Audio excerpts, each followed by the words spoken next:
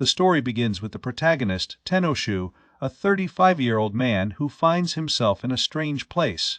Confused about where he is, his mind goes back to the last thing he remembers, waking up with a cloudy head that morning, having overslept. Despite that, he still went to work later. On the way home, the family asked him to buy yogurt. When he crossed the road back, a truck hit him suddenly. He soon found out that others had also been hit by the same truck. But there was something different about him. While the others were shining, he wasn't. Tenno wondered what he should do next. He then heard a voice, expressing concern that if nothing was done, everything would fail, the summons was incomplete, and that could send them back to their original world. Tenno's thoughts ran. What was this original world? He remembered stories of brave heroes and wondered if they were the same as the characters in the comics that his sister was obsessed with. While trying to understand the situation, he realized he was alone. The others had disappeared, but the voice seemed to suggest that they had found something important. For their shock, there was still one person left. Tenno wondered why no one had noticed. Hearing the voices, he guessed he shouldn't be a part of it, even though he was with the other 4 people. The voice had mentioned that the idea of summoning had been bad because it disturbed the balance of the world. Yet they chose to use invocation skills. Confused, Tenno could not understand what was happening. Suddenly, he felt like he was falling. He woke up under a tree, looking around, still not sure where he was. His body looked slow and heavy, as if he had no more energy, fighting to get up. He looked around and realized he was in a forest. He wondered if there was anything he could do about his slowness. The forest looked dark and dark, making it seem like everything was approaching him. He soon realized that this was the afterlife. Just as he had heard before, he had somehow been pulled into a hera-gathering ritual. He thought about how his sister loved those comic books about heroes being summoned to another world. She always told stories about them, but he never imagined they were real. Now he was beginning to wonder if he really had ended up in another world, and if there was a way home. Frustrated, he screamed loudly, but then stopped. Calming down, he knew he needed to think clearly and discover his next steps. Based on what his sister told him, he argued that this world could have magic and demons. He suddenly realized that he had screamed so loudly a moment ago, but when he looked around, there was no one to hear him.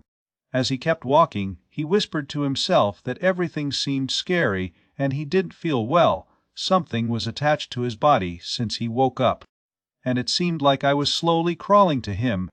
He thought of asking someone for help, but all he could see were trees as far as the eye could go. He felt his condition worsen the longer he stayed there. Since he woke up, he hadn't felt so uncomfortable in his whole life. No matter how he looked, the forest was surrounded by darkness, and maybe it was some kind of curse that made him feel so tired. Maybe it was an evil spirit or something.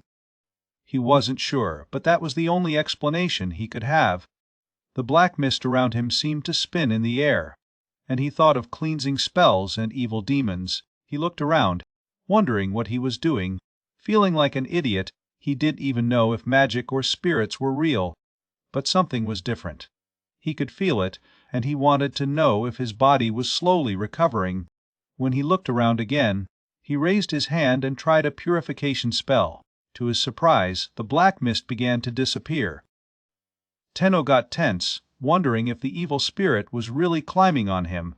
Finally hit him that this world was one where magic could really be used. He thought to himself that maybe it wouldn't be so bad to escape reality once in a while. Suddenly, a wolf appeared, growling and approaching. Tenno was shocked at first. I don't know if it was a dog. But then he realized he was definitely a wolf. He asked himself what to do. It would be reckless to fight him, so maybe he should try and go slow. The wolf kept coming. Tenno was sure that if he ran away, he would chase him. As he observed, he noticed that the legs of the wolf were shaking, almost as if it were the prey here. He knew he needed to get out of there. The wolf jumped as if to attack, but suddenly fell, howling in pain. Tenno wondered if he was suffering from the same black mist he had encountered before. His fear increased, but his animal lover instinct began, and he knew he had to try to save the wolf. thinking about how the purification magic had worked on him before. He decided to try on the wolf. To his surprise, the wolf growled at him, but Tenno decided to try. He raised his hand and used the magic of purification. It worked. The wolf healed before his eyes. Tenno felt a rush of affection. The wolf, once scary, now seemed almost beautiful. Despite the size, it seemed cooler and scarier. And he even had the desire to caress his skin. The wolf began to move towards him, and Tenno noticed that he had dirt on his skin, being from Japan, where cleaning was highly valued. He instinctively thought the wolf could use some cleaning. He wondered if magic could help. He sang a cleansing spell while imagining the wolf completely clean. After a moment, the wolf stretched the body like it cooled off, looked at it, and Tenno was surprised to see he was leaving. Was he really going? He murmured to himself, but then, to his surprise, the wolf began to run beside him, keeping pace. Tenno wondered how fast it was. It seemed that the wolf felt he was not an ordinary person. About 200 years ago, the forest was swallowed up by darkness, an event that is not easily provoked by common means, yet somehow mankind managed to make it happen as darkness spread, swallowed up the forest, and the weak were eliminated, leaving only the strong behind. The wolf Tenno encountered was, in fact, King Fenrir. For the past 2 centuries, he had watched over the forest, witnessing countless deaths. His magical power was strong enough to resist being consumed by darkness for a while. The purification magic he used to get away from darkness was just a temporary solution. The act of singing the spells emptied his magic, and repeated them more and more exhausted his power at an alarming rate. He had done so for years, using almost all his magic. Fenrir understood that at this rate he would not survive much longer. But when his strength dwindled, he felt the presence of humans. A wave of frustration increased within him. He thought he would massacre each of them before their end. Directed by the smell of a close human, he ran to attack, eager to kill. That's when he found Tenno. Fenrir stopped in his tracks. Frustration boiling inside him, he couldn't believe. He didn't expect to be so weak. And yet here he was, on the verge of collapse. Fenrir noticed that Tenno was trying to signal him to stay away, thought to himself that the darkness was swallowing him, and he couldn't lose consciousness yet. His frustration was overwhelming, but then he fainted. Tenno, seeing Fenrir fall, ran to his side and used the magic of purification in him. Fenrir realized that while the effect was temporary, the magic seemed to work better than he expected. There were no visible wounds, and he marveled at the overflowing magical power Tenno possessed, which passed through the whole body of Fenrir, healing him. Had never witnessed such precise and unlimited magic before. For the first time, he felt as if he had made a human his master, and the strange part was that Fenrir felt no resistance in expressing his obedience. The scene changed to Tenno and Fenrir running together. Tenno felt refreshed, the air felt lighter, as if magic had revived him and the wolf. They stopped by a cave, their entrance covered in black mist. Fenrir turned to him, as if he wanted to enter.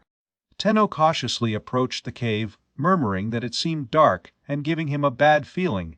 He preferred not to enter, but as Fenrir approached, Tenno laughed and said that he was joking, with determination.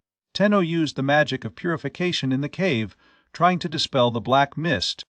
He reached out and touched the entrance, but the curse did not fade. He wondered how great the place really was and what was inside.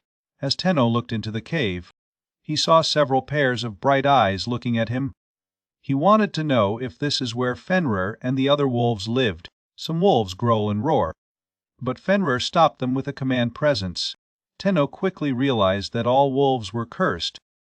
Determined to help, he used his cleansing magic on them. But as he did, his eyes fell upon the lifeless bodies of other wolves who had not survived.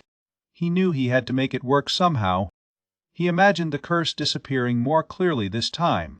Focusing all his energy on magic, he cast the cleansing spell again, and for his relief, the curse lifted from the wolves, wiping them. Among the wolves, Tenno noticed a dog all unclean and defiled by the curse. His eyes were full of sadness, and he wondered if they understood what he was trying to do. He cast the cleansing spell on them again, and as the magic washed them away, The wolves and the dog were delivered from their curse. Tenno realized that they were all friends, united by suffering, with a sense of fulfillment. Tenno stayed there, thinking about what to do next. As he looked forward, he saw two paths leading further into the cave, turned to Fenrir and wondered if he knew what was on these paths. Fenrir shook his head, indicating he had no idea.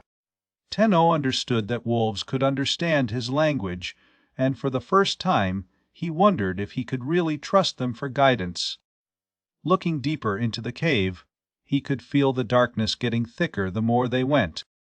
The curse seemed to be intensifying, and he was sure there was a reason for it. He tried the purification magic several times more. But the curse seemed infinite, as if it were a force that would never disappear. As he looked back at the wolves, he noticed they were still fighting. The curse still affected them despite their efforts. He knew he had to think of something fast to protect them. His mind ran, and the idea of creating a barrier came to him. But he also knew it would be difficult.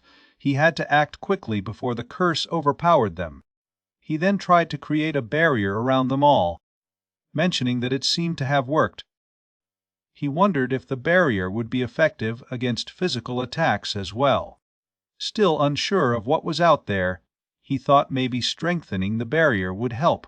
Making it resistant against physical and magical attacks, it was worth a try. He tried, but Fenrir just looked at him. Tenno then explained that he had just reinforced the barrier, so they must be safe. Inside, Diki realized that the cave was much bigger than he expected. There must be something he can do with his magic in this situation. He considered using night vision or clairvoyance, but none seemed useful, and he wasn't sure what kind of image he should focus on.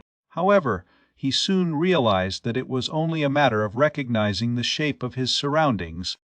He used night vision and spatial awareness, which seemed incredibly real, although it was designed only in his mind.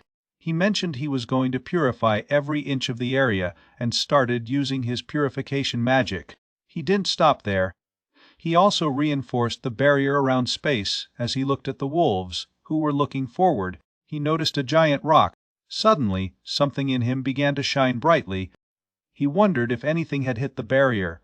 Turning to Fenrir, he asked if there was some kind of curse on the rock. Fenrir appeared completely blank, and Tenno understood that there was no immediate response. He was slowly approaching the rock, feeling more and more restless. After a while, he looked at Fenrir's aggressive expression and wondered if the rock was alive, as his behavior reminded him the first time they met. He then decided to use purification on the rock. He wondered if he should focus more on imagining the purifying rock, imagining it until he disappeared completely, as he had seen in movies and commercials. However, he knew it would not work on a stubborn rock. Instead, he tried to imagine something persistent, something that would not easily break, slowly cracking until he disappeared forever. Then he used the purification spell on the rock, and gradually she disappeared. To his surprise, he found a bird lying there. The bird slowly rose, beating its wings. He thought regenerating a wound was different from curing damaged cells and closing wounds, so he used a healing spell, followed by a cleansing magic in the bird. Soon, the bird seemed to be completely healed, looking beautiful, although its size remained unhappy. The bird beaked Tenno's hand, indicating it was still hurting. He apologized, gently moving his hand over the bird. Tenno was excited to take a little break. When he sat down, he found it strange, but the battle seemed to shine in his mind, and he realized there were still so many things he didn't understand. He decided to increase the barrier, and as he looked out, he noticed a black tattoo shadow trying to get into the barrier. The barrier, in turn, was attacking the shadow, forcing him to retreat. Tenno looked around, thinking about magic, but decided to lead it for now. He found some security on the barrier force, but there was one thing that still intrigued him: the wolves. They didn't seem to be improving. He looked at Fenrir, who looked tired. Tenno noticed that he didn't think Fenrir had eaten anything since they arrived and wondered if Fenrir was too busy with something else. Tenno sat there too, not sure what he could do. His main concern at that time was to find a safe place to sleep, as well as to ensure food and water. He knew he had to concentrate on the essentials to survive. He remembered that he needed to stay alive and avoid being caught in something foolish that could lead to his death. The cave looked like one of the best places to relax, and if he could purify the whole cave, he would be able to sleep in peace. But to do that, he needed to figure out what the black shadow was. The way he reacted with the barrier suggested he had a source outside the cave. He also felt uncomfortable when he felt the presence of the shadow, so he knew he had to do something about it. He thought about it for a moment and realized that he couldn't purify it without understanding what it was. But before that, he needed a better view of the whole cave. He wanted to know if he could do it with the magic he had used before, spatial consciousness. He tried to use it, but the shadows were so dense that it was hard to see through them, yet he could say there was another space inside the cave. It looked like he could only see inside the barrier, and beyond his limits, he could not understand anything. He thought that something like clairvoyance or clairvoyance could work. What he needed was magic that allowed him to see the cave from a different perspective. Something like a drone or a video camera. He remembered how beautiful it was to watch an aerial scene of a sunset captured by a drone on TV. This image got him. Inspired by the idea, he decided to try to use clairvoyance. A screen appeared in front of him, which scared him, but it worked. Through the screen, he saw a huge rock mountain, but the entrance was surprisingly small. He focused on purifying the area, imagining that he could cover all the space, wasn't sure if curses could be reversed. But he wanted to know if purifying the shadow would bring the curse back to its source.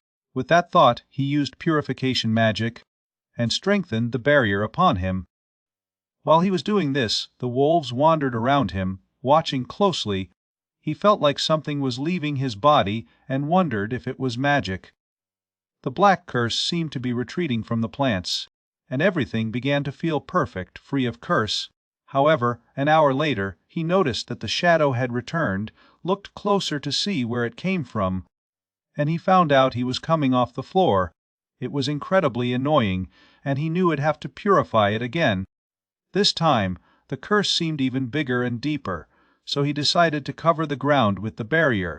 Taking the curse back to its source, continued using purification on Earth. After a while, he sat down, feeling mentally exhausted, though not physically tired. He realized that he was trembling and wondered what he should do next. He wanted to come home. Fenrir came and sat near him, and Tenno gently caressed his skin, wondering if he was really a wild creature. Surprisingly, it calmed him down. He thought to himself that no matter how much he pondered the situation or how pessimistic he felt, he had to move on, even if the weight of Fenrir's body was a little too much to deal with. It brought him some comfort. Later that night, the scene changed to a distant castle. A stone floated over a strange magic circle, and something strange caught the attention of a close man. The man approached the king and reported that something unusual was happening in the forest. There were sightings of white light emanating from the center of the forest. The king mentioned it was the final fight of the king of the forest before his death, and then commanded man to sacrifice more blood to the magic stone. The man agreed to the order. The king declared that they were so close to taking control of the forest, the center of the world, that these beasts had a strong king in the forest. But that was a long-forgotten story. It was time for all to die and be honored, their lives devoted to the emperor for such a great cause. One day the king asked the man what was wrong with the forest. There have been no changes in the forest in recent decades, and the king wondered what was happening. The kingdom of Invalis cast a complex magic spell over the entire forest, and many of the sacred beasts had disappeared as demons began to emerge. The man mentioned that in the last 200 years, no country dared to fight Invalis, and because of that, some of the countries around the forest had completely disappeared. It could be true, man added, that the kingdom of Invalis had sacrificed hundreds of thousands of lives for its evil magic eye. He expressed his fear that there was nothing they could do about it. Although he did not want to accept it, man knew that soon humans would rule the world. He left, murmuring that the kingdom of Invalis would eventually disappear, just like the others. He hoped that the god of creation could help them. While Tenno woke, stretching her body, he felt a sense of relief and joy as he looked up to see the blue sky. He then looked at Fenrir, thinking that once Tenno was purified, Fenrir would probably go away. He asked Fenrir if he was willing to stay with him, not understanding Fenrir's answer. Tenno wanted to know if he should name Fenrir. He remembered that during his first encounter, the first thing he had noticed was Fenrir's white and silver skin, so he decided to call him Ko. There were two more wolves with the same skin color, so he called the female So and the male Hyo.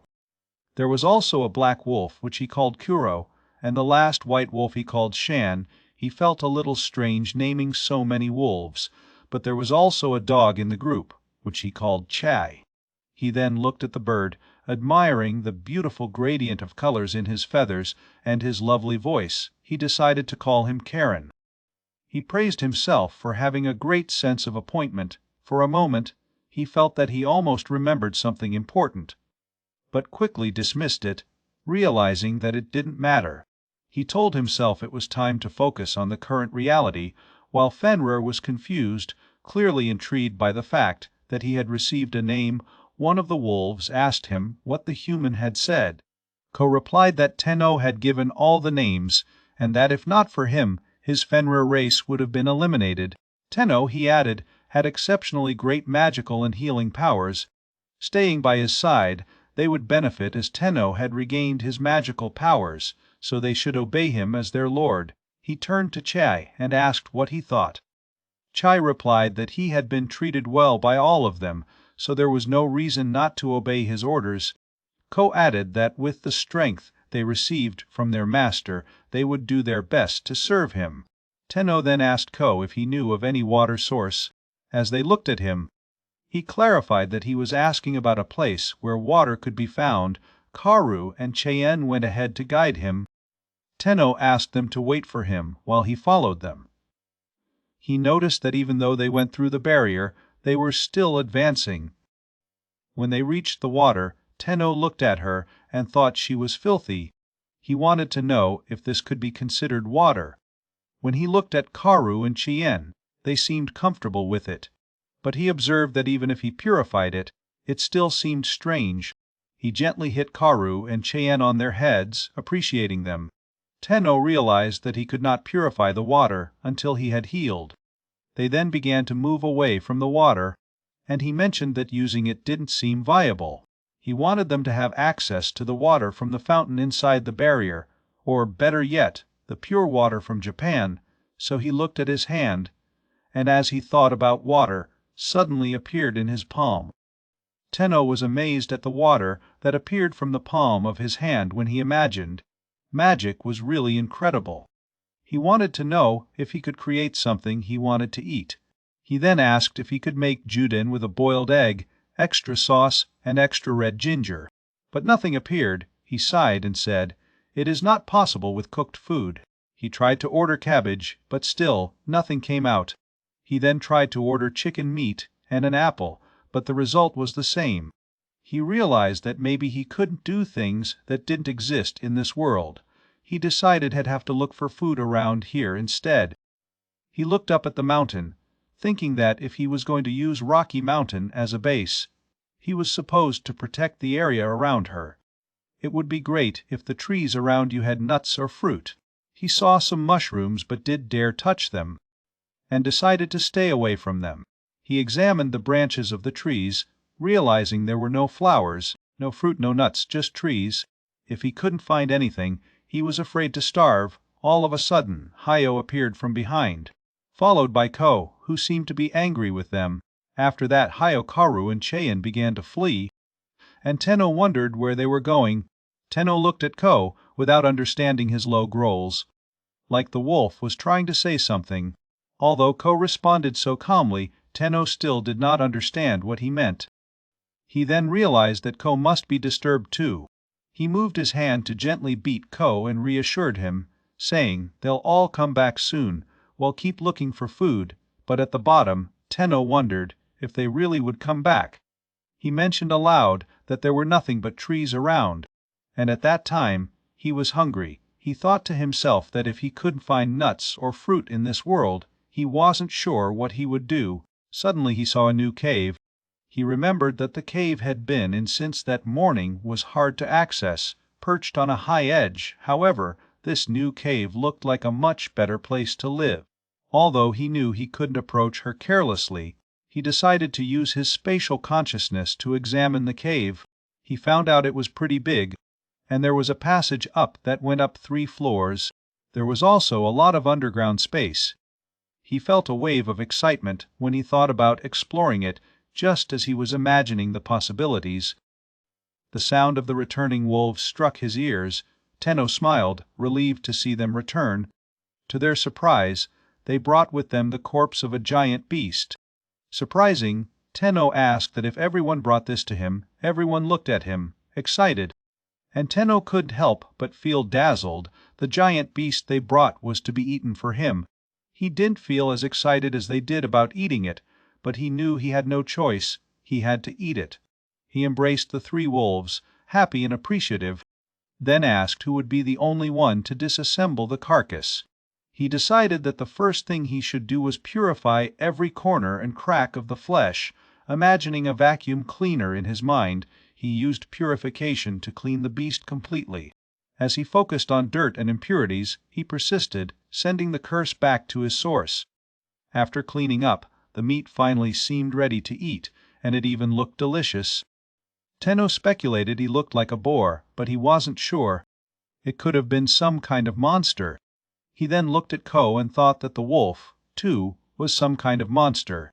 When Ko began to approach the boar, Tenno found it beautiful and amusing. He thought, given the state of the boar, Ko might even bite. However, Tenno knew that if no one else would disassemble him, he would have to do it himself. He looked at the wolves and told them they didn't have to just look at him so much. Let's start eating. He then wondered how he should disassemble the meat and if there was any way to preserve it so that it would not spoil or worsen. He thought of a way to cool it, imagining the cooling effect of the luxury refrigerator he had bought on the payday. He used cooling magic on it. Then he felt satisfied, but then realized he needed to train the blood. However, he felt a little uncomfortable, thinking he was completely irrational, and wanted to know if magic could help you with that. He then considered that blood was similar to water and thought to drain, but quickly discarded the idea, knowing that it would dry. He touched the boar's body, focusing on its internal organs. As he visualized the interior, he felt a wave of nausea. Ko wondered what the Lord was doing. She suggested that perhaps something displeased him. Haya mentioned that it was likely when the boar was still warm. Everyone looked at it with disappointment, and Tenno wondered about the blood vessels and internal organs, contemplating how to remove them all. At first, he just decided to remove the blood vessels in an instant and burn them, which seemed like a good solution. Ko told others that, unlike them, Tenno had no claws or fangs, so it would be difficult for him to eat. All agreed that if Ko ordered them to, they would cut everything. Tenno used instant movement, and as something emerged from the top of the boar's body, the wolves seemed excited. But all of a sudden, Tenno burned the stuff, shocking everyone. He removed the ashes, and everyone looked at him with disappointed faces. Tenno mentioned that he was going to clean it using cleansing magic and remove the stench of meat. He had cut a fish before, but an animal like this had many internal organs, like liver, kidneys, brain and eyes, and he couldn't help imagining them. He used instant movement again to get the liver out, and the wolves were excited, attracted by the smell. Tenno then burned the liver, shocking everyone. He thought it ended well and decided that next time he would close his eyes while carrying out the process. He was able to cool down and burn things when he tried, and when it came to natural phenomena, he could use magic for that too. Tenno told the wolves that he was going to remove the rest of his guts and asked for some space. When he saw their disappointed faces, he asked what was wrong. He used wind magic to cut off the boar carcass. But then he realized he forgot to remove the hair. He brought meat to himself, and told the wolves to help themselves. Ko allowed those who brought him first to take his share. She asked Ko if it would be okay if he ate a little too. Ko agreed, telling him that everyone needed to continue until the abundant forest came back. Daringly, if anyone were to say this as a human, they were all sharing the same little destiny. She commented that Ko certainly had much wisdom. Ko then asked if Chi had forgotten that he was also the king of the terrible wolves. Chi replied that he was not a king, but a useless leader who could not even protect his friends. Ko encouraged him, saying that the child would find them safely. He then began to eat the meat, suggesting that since they received their long-awaited names, they should also call each other by those names. Tenno then shouted while burning all the meat, and told Ko he wanted a little more. He took the extract and put it in a stone, mentioning it wasn't good since it turned into coal, much like the meat before. He decided to take his time, heat him up with infrared radiation, and slowly began to cook it. While wolves ate raw meat, they began to smell the cooked meat and looked at Tenno. Tenno understood his look and smiled, realizing that he had made the right choice by putting her on the rock, that now had turned a beautiful brown color. He took the stone, stabbed it in the flesh, and thought it was too hard and slightly burned. After that he started eating, provoking that he would not share this. Something strange was happening near a rock. He entered the cave with the wolves, thinking that the first thing he needed to do was explore it as a base. The area between the outer surface and the interior of the cave looked good. There were no signs of anything living inside. Deciding that with the high ceiling had turned the first floor into the main room, he thought of matching it with where he was the day before, which would give him a four-story mansion. The first level would be the underground layer, which was vast and had a high ceiling. He noticed that it seemed that space was still very far behind. Although he was curious about what was shining on the back wall, he found no sign of life there. The ground seemed safe, so the real concern was what was below. He then used his spatial consciousness again and confirmed that there was really something below. He even wondered how long the barrier he had launched the previous day would last. He realized he needed to understand magic better soon. After deciding to check below first, he hugged Ko, saying he didn't want to fall. Ko licked him, and he said he felt better now, ready to go down. As they descend, Tenno found a large amount of shadow curse remaining in the area. Ko felt something and began to shine towards him. The curse seemed to be approaching him, so Tenno ran to use purification magic. To his surprise, the barrier he had placed before reacted, and he did not expect it. He wondered if the purification had failed. As the curse slowly began to disappear, Tenno wondered if they had succeeded. And because there was nothing else around, the curse reminded him of those around Karen from before, and he thought there might be something else about it. Then he saw a spider, who confused him because he had wings. He decided to ignore it for now and concentrate on dealing with the black curse, using purification on it. As the curse continued to disappear, the spider watched them. Tenno noticed it looked like the spider was coming out of the ground, so he knew he had to purify it properly. When he looked closer, he realized there was a chief spider along with 20 minors. He examined them more closely, commenting that the world also had insects. He wondered if they were variants of monsters. People always said spiders were useful animals, but he hesitated because this one had wings. It wasn't a typical spider. Ko looked closer and noted that it was impressive that it had survived so long. Suddenly, the spider chief exploded and fell into Tenno's hair. The smaller spiders crawled in Chai, causing him trouble. Tenno realized they didn't seem too harmful. He mentioned that the second layer of the cave was also spacious, so they should check through the blocks and crannies afterwards. He remembered that before he had just screamed the cleansing spell, and even if he didn't have a clear mental image, the magic still worked. He remembered his sister telling him that having a mental image was crucial to cast magic, but he wanted to know if the case could be different here. He decided to try something different. Instead of imagining, he simply said fire, but nothing happened. He wondered why nothing was happening without a clear image in his mind. He then tried again, this time with water, and saw some liquid near. He focused on imagining fire and spoke the words again, and this time the magic worked. The fire frightened the wolves. He realized that the magic worked when he imagined, but wondered what the difference was when he didn't. He then tried to imagine the water while it said fire, and the fire appeared again. He wondered if, by using new magic, having a clear mental image was necessary. When he advanced, he noticed that magic seemed to move with him. He wondered if, once a word had been linked to magic, the word gave priority and would always be associated with that image. It seemed convenient, but he was not sure. As he was thinking, he noticed a crack in the cave wall and realized that the wind was coming through it. He touched the crack, thinking the space inside could be spacious, but there seemed to be no curses, and he couldn't see anything inside. He wanted to know if the light could help, like a ball of light, and when he raised him, he was so brilliant that he made Ko squint and felt pressure in his eyes. Tenno apologized for it. He then tried to dim the light, but found it tiring to adjust the magic properly. He asked the wolves if they were all worried. Then he tried to look inside the rift, mentioning that he could see shimmering stones. He wondered what they could be. So the spider head came in and brought a little stone. Tenno realized it was silver stone, a beautiful material. He called the spider chief and thanked him for the gift. He realized that calling the spider boss seemed right. For some reason, the wolves were looking at the stone. Tenno wondered if it was rare. It was certainly beautiful, but he had no immediate use for it, so he carefully put it in his coat.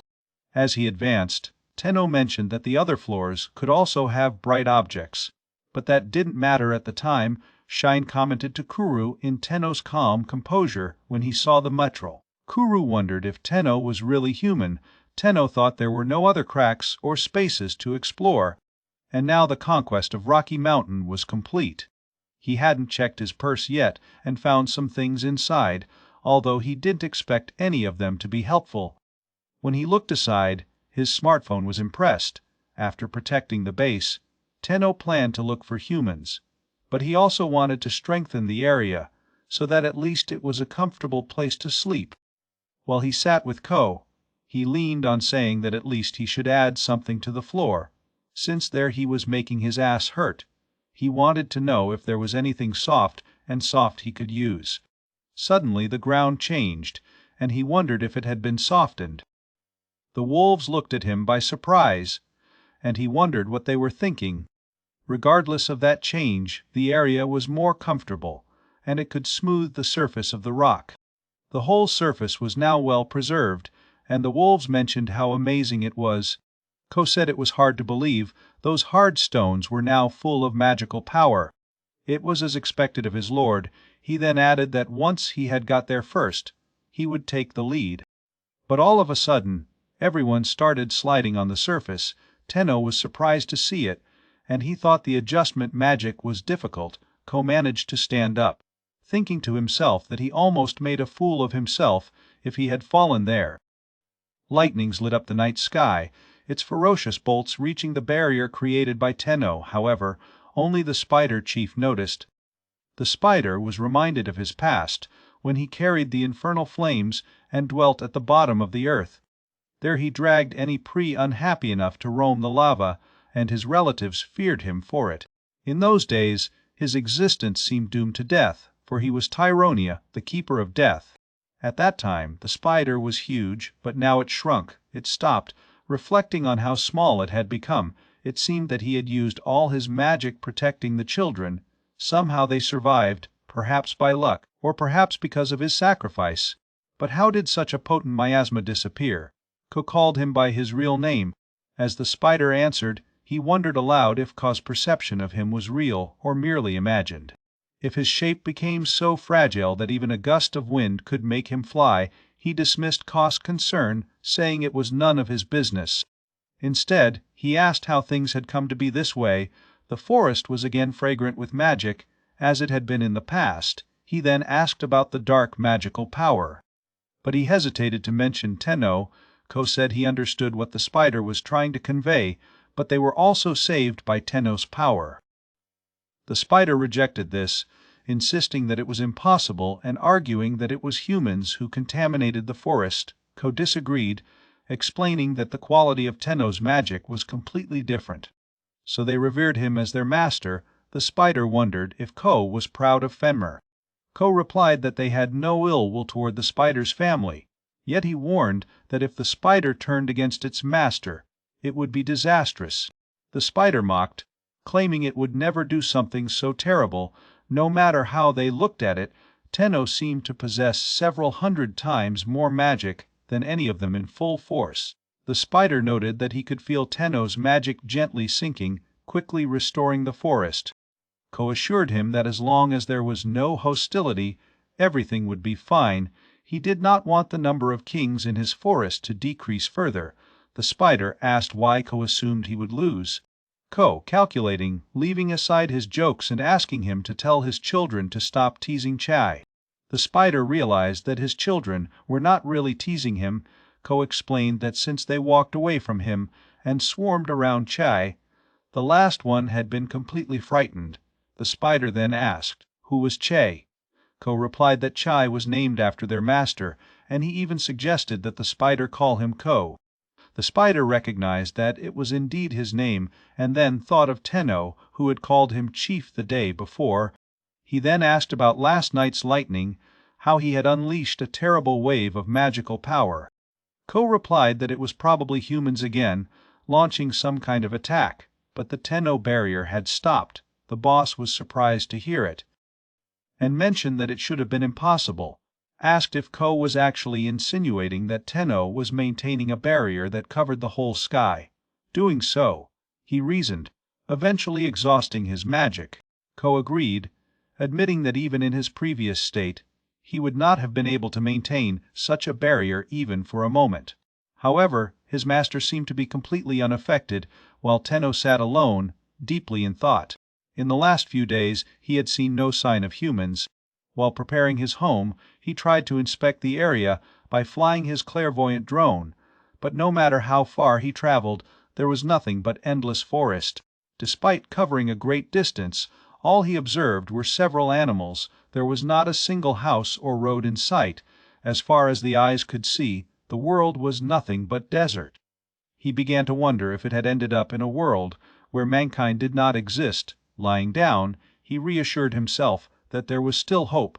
There were places he still had to look for. On the other hand, the remodeling of his home was progressing smoothly, helping to change the atmosphere of the place. Since then, after numerous attempts and mistakes, he managed to make the floors and walls feel softer. He also carved rock stairs, creating passages to the upper and lower floors. Through this process, he became more qualified in instant movement.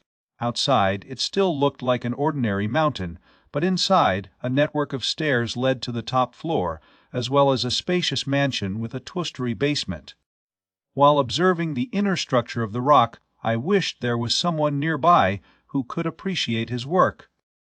However, he was only surrounded by wolves. Using instant motion, he pondered a recent trend. Some of the animals began to compete over who could eat the organs of his prey first. This made him think of how certain creatures, such as Inuits and other groups, ate raw food to maximize their vitamin intake. Maybe bringing fresh meat wasn't necessarily a bad thing. Still, eating only meat for every meal became tiring. Just as he hoped, he longed for fish. At this time, he would even settle for a cursed. The monotony of the flesh was becoming unbearable, so he noticed Ko acting strangely, worried. He wondered what was wrong. Soon he realized that the cursed creatures had returned, and this time they were actively attacking. Even they were getting hit. He disapproved, wondering what was going on. After the terrible lightning last night, things were getting more and more annoying. He then told them not to worry and take a deep breath. Climbing to the top of the cave, he activated his clairvoyant drone. Scanning the area, he noticed that the whole forest was finally covered with a persistent curse. However, he also remembered to see a large lake outside the barrier the day before. If he purified everything to that point, he could simultaneously expand and strengthen the barrier. Ko watched him curiously, wondering what he was planning to do. Tenno considered whether he could reach the lake from his current position. He decided to test it first, letting his magic flow out, something he had used while exploring all those rocks. He imagined stretching a single, long, thin line of magic toward the lake, went further than he had predicted, but he felt confident he could do it. While he unleashed an immense amount of power, Ko could feel the intensity of his magic. It was overwhelming, and it could become dangerous. Tenno then instructed, "Now imagine expanding the extended magic everywhere, covering everything to the lake, while ensuring that it involves as deep as the bottom of the earth." Following this method, he successfully extended the barrier and purified the land to the lake.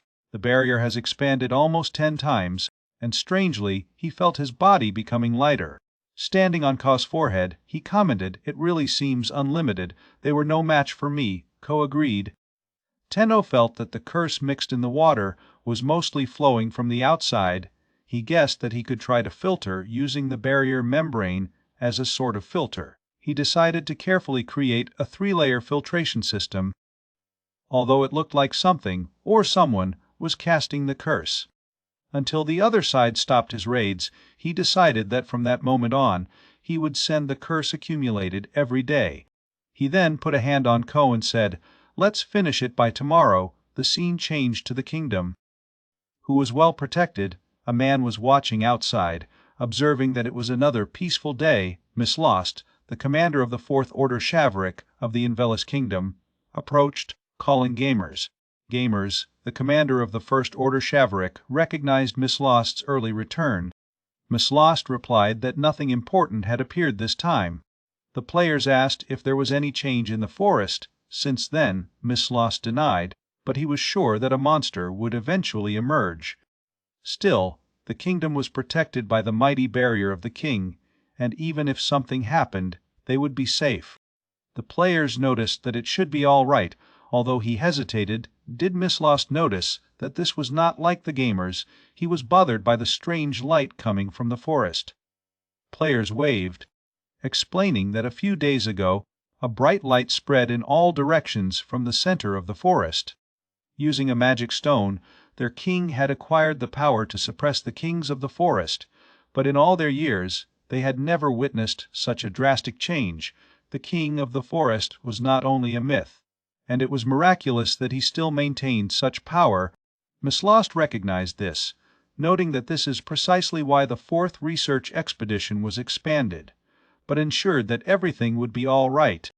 He reminded the Gamers that Invelis was repelling foreign invaders for over 400 years, thanks to the strength of the king and the magicians. All they needed to do was trust the king and fight. He looked out once more, murmuring that while Miss Lost's words were true, they had to remain vigilant of the magical beasts growing stronger outside the barrier. The knights barely fought, and there was little real meaning to do. Now Miss Lost was going home to enjoy a hot bath. Gamers apologized for stopping him, so turned his thoughts to the magic stone, and the complex magic spell that was established to control what was considered the center of the world, the forest. All this was sustained by a single magic stone. The stone was found in an ancient ruin, emitting a strange magical power. There were rumors that the blood of many magicians, who tried to analyze the stone, had been poured out in vain. The king and court that controlled the power of the stone used him to stop their aging, and for hundreds of years they managed to maintain their positions as rulers. The players knew the story wasn't entirely true. While they seemed to age slowly, it was natural for him to never question the fact that the stability of the whole kingdom was being held by this one stone. He couldn't help but wonder, what was this mysterious magic stone? When Gamers left, he noticed a group of elves heading towards him. As they passed him, he admired the intricate patterns on his back, thinking to himself that before he knew it, they had already gone there. A man, wanting to rush them, cried out to move faster. Gamers noted this and noted that it was quite unusual for such a large number of slaves to walk around. The man recognized Gamers as the commander of the First Gentlemanly Order, and asked if he had any business with the slave house. The players denied, explained that he was simply passing by. The man, a little relieved, replied that even if the players wanted to acquire slaves, he could not deliver as supplies were running out. The players were surprised, and the man quickly added that, the day before, about 50 beasts had been taken as offerings to the magic stone. With their numbers dropping, they stopped what they were doing to solve the problem. Players still processing this. He waved, but said he must be on his way. When the man said goodbye, a figure clothed in knight's armor and carrying a sword, accompanied by another person, approached. How rare it is to see the commander of the First Gentlemanly Order in such a place. The shielded figure observed. Gamers immediately recognized him, Gamal, the commander of the Fifth Gentlemanly Order. He thought Gamal was the #1 battle addict. Even among the magic troops of the Fifth Order, Gamers was never good at dealing with people like him, trying to lead the conversation in a less strange direction. Gamers commented, his new sword seems impressive. Gamal explained that the king recently gave him the sword, which resembled the king's blade, a magic weapon that became stronger and sharper the more blood he drank. Gamal was eager to test his new sword on some slaves, and was contemplating following the king's example, drinking much of his blood. However, Gamers advised moderation. When Gamal left, he told the man that he was supervising the slaves to find him some who seemed more attractive. The man replied that the slaves were chosen specifically for reproduction, for which Gamal mocked, saying he didn't care. Then commanded the man to cut off the heads of 2 slaves. To his satisfaction, the sharpness of the sword was extraordinary. Gamal murmured that he was becoming boring with the slave crest, making them unanswered. The priest accompanying Gamal asked him to wait for the sword to absorb the energy, explained that a special technique was needed. Gamal impatiently told you to proceed with this. Meanwhile, Gamers was reflecting on how the kingdom seemed to be falling into madness. The scene then moved to Tenno, who was preparing a fish trap. Despite having to use vines instead of the line, he proudly mentioned that he had managed to craft it. While he was shaking the trap to demonstrate to Ko, he explained that it was a method of catching fish. Just as Kiru came to eat the little piece of meat, Tenno commented that it was not tasty. He then kept going towards the lake, hoping there would be fish. When he reached the lake, he was discouraged by finding a curse on him. Disappointed, he murmured to himself, even though he had hope and came here to find it, he used a verification method and confirmed his suspicion. It wasn't good, the curse woven in the water was hard to purify. Tenno created a barrier, stating that he would temporarily leave the lake and the river to concentrate on water purification. But what could he do to clean it up? He used a method to filter the river through the barrier membrane. However, he needed a way to separate the curse over a wider area. He couldn't think of anything. He pondered how the curse seemed to spread everywhere, as if he had crossed the centrifugal of a washing machine. While he was rubbing his hand in Ka's hair, he noticed that her hair was straightening. An idea lit up in his mind. Static electricity could accumulate dust, so maybe you could do the same with the curse. Curious, he decided to try. With a focused thought, he moved his hand to the lake, imagining applying a layer of static electricity to the surface to absorb the curse. To your surprise, it worked. However, the surface of the lake was now covered with numerous small black spots, remains of the curse, making everything more disgusting. The scene went back to the castle, where the priests were gathered around a magic stone. One of the men asked if there was any matter about the court marriage. The court wizard replied that it was nothing important. The day before, the stone had not been affected by any near stress, which caused some concern. The man noticed that he had not noticed anything unusual. The court mage studied the stone, wondering if it was just his imagination. After a moment, he focused on a specific area of the stone. Meanwhile, in the lake, Tenno gathered all the energy of the curse in the sky. He proudly announced that he had finally collected everything. The wolves watched in shock. Tenno continued, saying that, as promised the day before, he would try to send the energy of the curse back, along with the amount he had collected inside the barrier. He concentrated, imagining returning the curse to the source.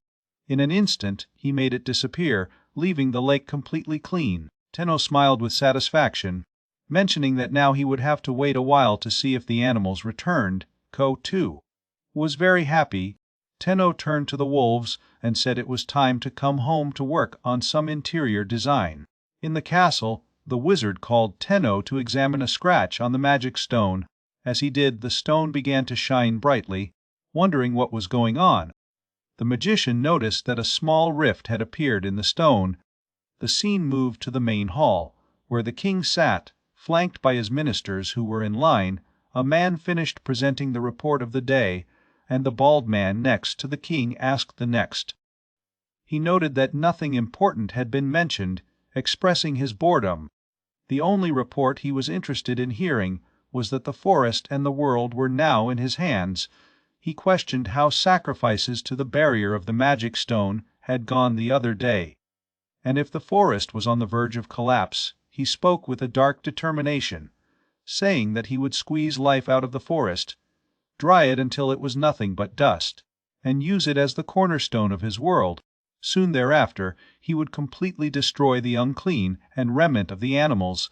Soon after, a knight ran with an urgent report. The man beside the king asked himself aloud about the source of the commotion. The knight kneeled before the king, trembling, and with a nervous voice, reported that there was a crack in the magic stone. The bald man asked if the knight was right, emphasizing that the room had the same barrier as the one protecting the country. The knight confirmed, saying that it was not only that the barrier seemed strange, that the room had briefly lightened with light, and then, unmistakably, a crack appeared in the stone. The king's anger lit up, and he snapped, ordering the execution of the knight. The players, always composed, gave a signal to contain the knight. All in the room, although silent, shared the same thoughts. Everyone knew that criticizing the king's anger would result in a fate similar to that of a slave. The king, still boiling, called Miss Lost, telling him to go immediately into the forest and investigate the source of the disturbance. The scene changes into the forest, where a giant cardboard was about to fall on them, and they were running to escape. After a while, he stopped, and he realized he was working at the house at the time. He then remembered to enter the house and cook the meat, noting that cooking had become much easier thanks to the store he had set up. Even though he was just grilling the meat, it was still a significant improvement. The first floor had a kitchen and dining room spacious enough for everyone to gather and eat together. He mentioned that cooking while enjoying the view of the surrounding vegetation seemed so peaceful. Ko, attracted by the smell, asked Tenno if he could taste grilled meat. Tenno understood and gave him a little piece, telling him it was a real delight. As Ko proved, he was delighted with the taste. The others, seeing his reaction, asked for a piece as well. Tenno agreed and was about to give them some when he noticed Chai standing away. He called him, asking why he was standing and being so quiet. Chi, a part of the group, was also going to be offered some meat. Chi, surprised, wanted to know if it was really all right for him to have some. Shine reassured him, saying that it was a wise decision by his master to share with him. Karu added that if Chi wanted more, he could join the next hunt. Surprised, Chi asked if that offer was really for him, and with a smile, he agreed to join them. They all liked the grilled meat, and Tenno suggested that maybe next time he should use 2 stoves to grill the meat more efficiently. Then he showered, feeling completely relaxed. As he reflected on how he managed to heat the water using magic, he commented that magic was really the best. Until recently, he always trusted in clean magic to deal with the dirt, but as a Japanese, he could not go without a proper bath. Although he didn't have soup this time, he was still able to clean up. There were still many things he wanted. He had gone through a lot of effort to make everything work, and wanted to share the experience with everyone, even if he felt that everyone was getting more feudal lately. He wondered if they would still be able to fit. After that, he created something like a bathroom, and he couldn't help feeling emotional. He had lost so much. He remembered earlier when he had hidden in the woods to avoid the wolves, and somehow Ko had caught him, saying it was dangerous to go alone.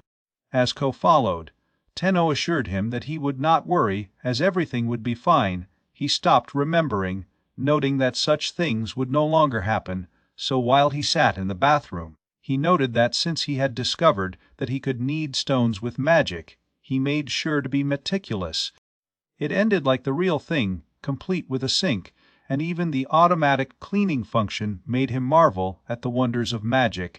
Ko heard a noise and came to see Tenno, just to surprise him in the process. Ko stood outside with a red face, and the others wondered what had happened. Ko hesitated before mentioning the diet, confessing that he had accidentally spied on his master in a helpless state, and feared Tenno might now hate him. Tenno, fun, suggested that he install a door, noting that he was very pleased with the bathroom he had created. In fact, he had made one for each floor. While practicing his magic, he had also created something unexpected, silver ore, which was difficult to handle with magic. He was surprised to discover that it extended. And I wanted to know how far it could go. The chief, seeing this, commented in disbelief, saying that it was hard to believe that Tenno was channeling magic through Mithril. Tenno continued to stretch it, and soon discovered that the light was passing through it, revealing that it was more like a kind of glass. He sat down, reflecting that it looked good even after he made it quite thin. Curious, he decided to try to insert the material into some rock windows. He ended up opening wide windows on each floor, thinking that he might also want some wooden floors, as he had a lot of materials at his disposal. He then went into the forest to find a giant tree. Observing that it was the straightest tree around, and it seemed nice and tall, he remembered to watch on a TV that drying wood was essential for processing, but in fact it took several years. So he decided to use magic to cut the branches first, and then peel the shell. Tenno found the wood of good quality, so it was time to turn it into boards. To do that, he used wind magic, and quickly finished the process, but he forgot to cut the base. And now the boards were about to fall upon them. The scene changed back to the present, where he noticed that next time he would definitely cut the base after he knocked down the tree. Now he needed to transport the boards to the front of the base.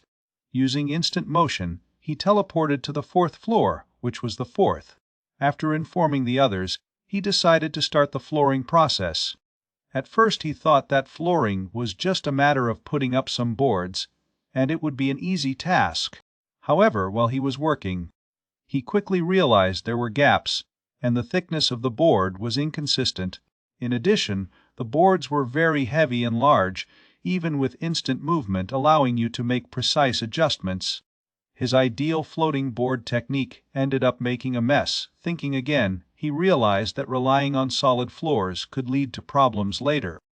Sitting, he sighed, noting that there was still much work to do.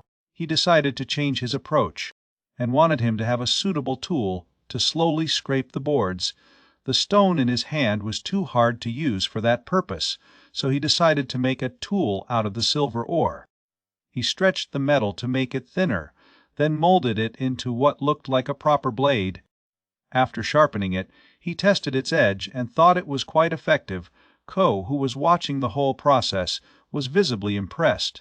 Tenno also noticed that while the rocky mountain was not exactly soft, he would have to be extremely careful when handling the blade. The Rocky Mountains were surprisingly flexible when magic passed through them, which he found very interesting. He began to wonder if he could make a pot. He wanted something other than meat, a different kind of food, something more than that. While he kept thinking, his mind wandered to door hinges, and he started making a doll. He mentioned that the windows would be able to open, and he might as well add some hinges to the entrance to the 4th floor. The doll he raised turned out to be quite beautiful. He did a few more, commenting that it's been a long time since he played with clay, and it was so much fun. The stones he used seemed to shine, and he wanted to know if he could do it so that only his eyes would shine. After completing his creations, he fell asleep without realizing. The next morning, he woke up and decided to let Ko sleep a little longer. When he got up, he noticed that the woods had been properly arranged, and the foundations were in place.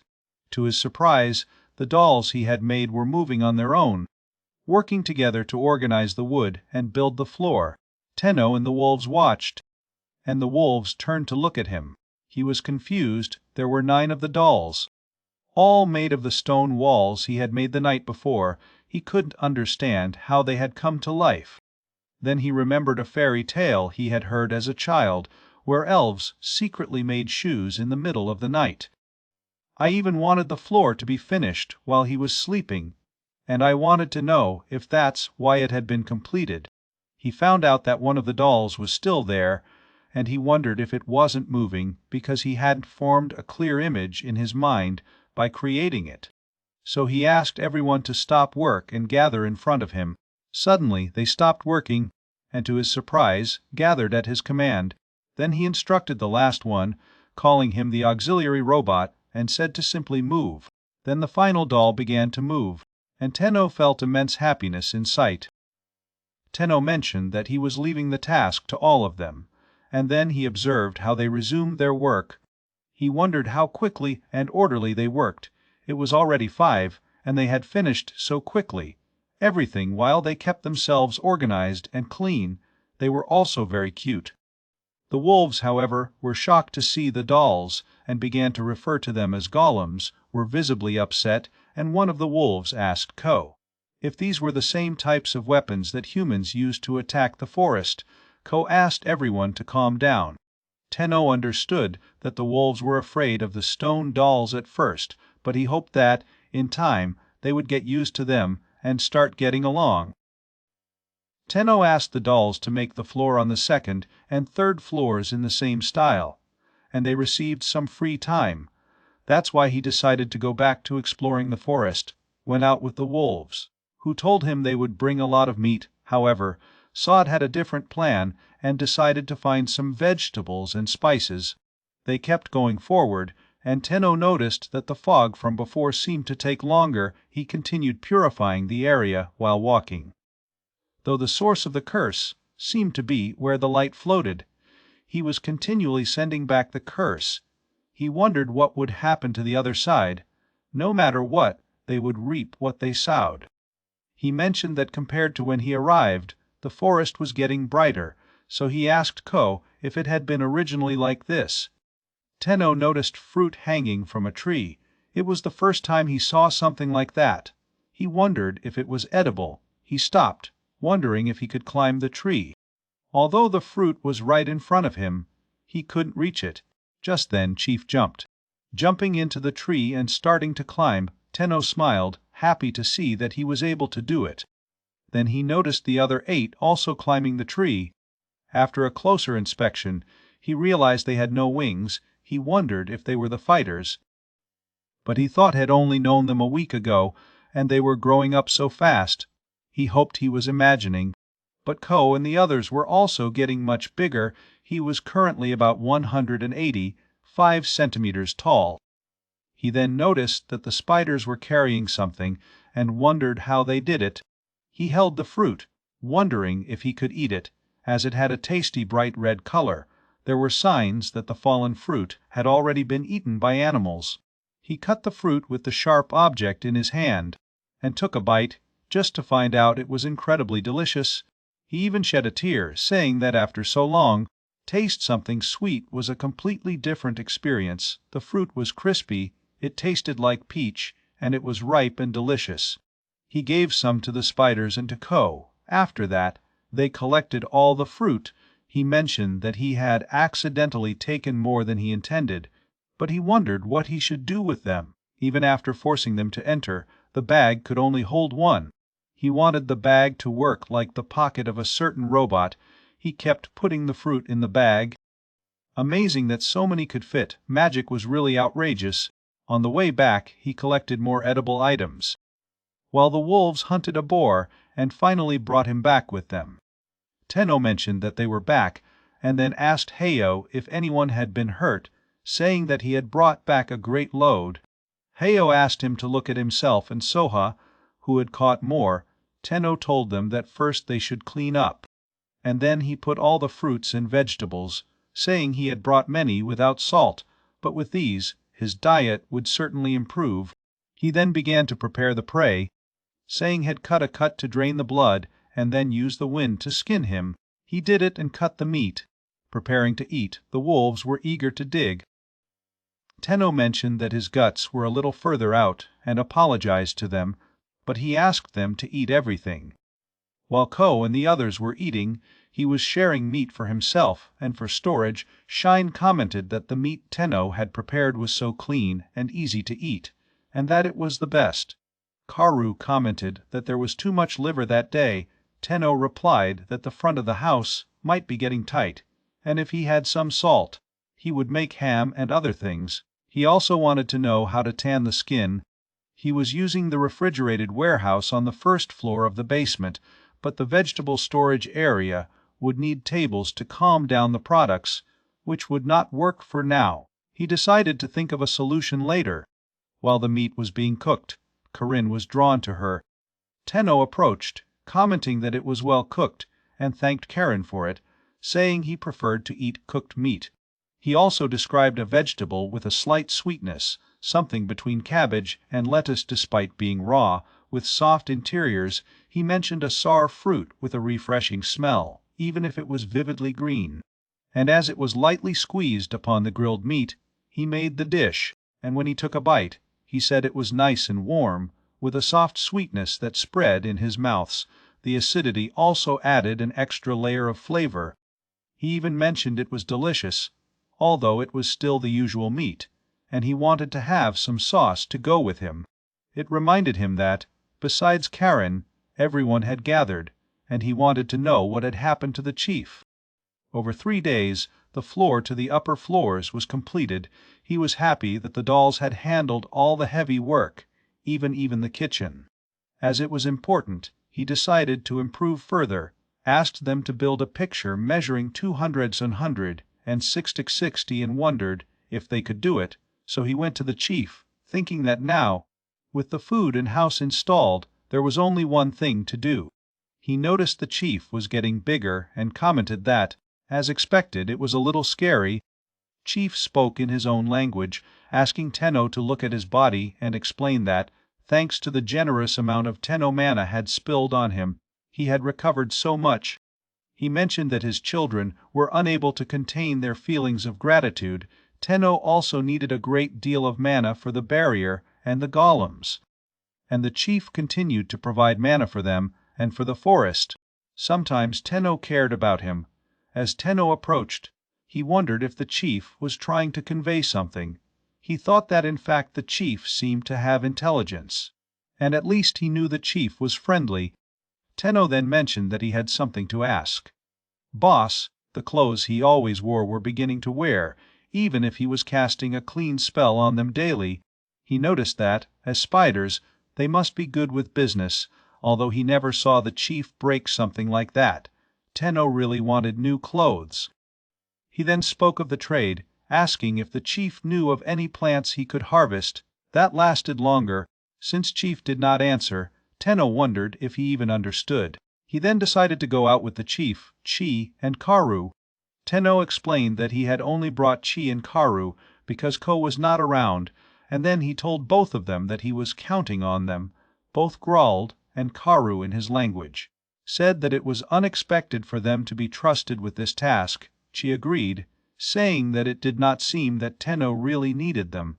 He thought it was a good opportunity to show Ko, who was always worried about Che's strengths. He told Tenno that he would do his best to meet his master's expectations.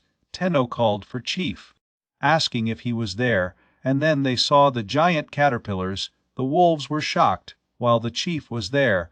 Tenno wondered if anything had happened to him.